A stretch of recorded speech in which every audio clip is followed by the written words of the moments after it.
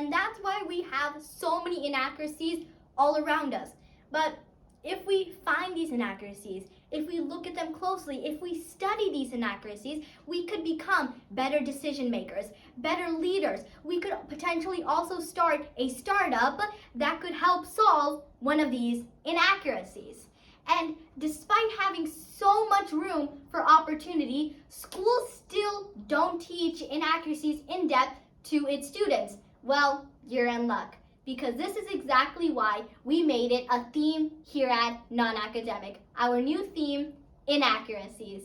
Because have you ever wondered why half the globe measures in Celsius and the other half in Fahrenheit, yet whenever you go to the doctor's office, whenever you're sick, it's always measured in Fahrenheit?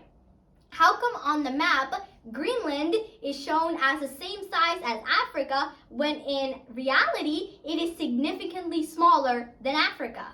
Why is it like that? Another inaccuracy can be found in packaging and labeling. Let's take candy for an example. Candy has codes instead of its ingredients, and you can find the ingredients through these codes, but nobody really has any idea what the heck do I do with these codes. Another thing is that gelatin. My vegetarian dad was having so much fun drinking his hot chocolate with the marshmallows until he realized that marshmallows, the ones at least he was eating, was made from gelatin, which could potentially be made from pig or cow bones. So as a vegetarian, he basically freaked out. So let's think about it. Had he known that this was gelatin, he wouldn't have eaten it or given it to someone else that was a vegetarian. Let's talk a little bit more about other inaccuracies, like the definition of trees. See, why are we giving money to organizations or donating just to plant trees when there's no shared definition on what a tree is?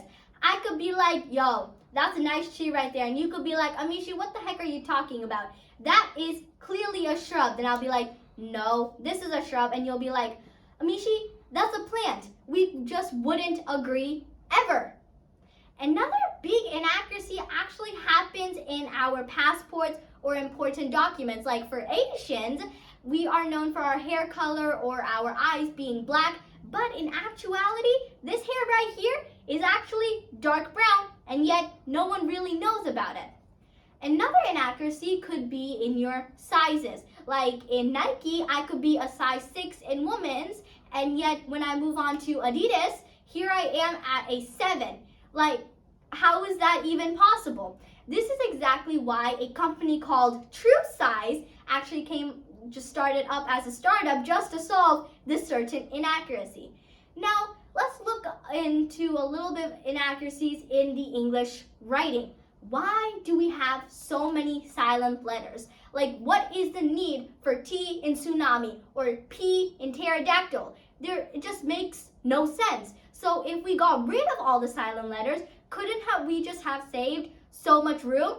Or how come some abbreviations like Mr. or Mrs. are appreciated or they're accepted in formal writing, but ASAP and PS are not? How come some languages have gender-specific words and yet others don't? It just doesn't make any sense.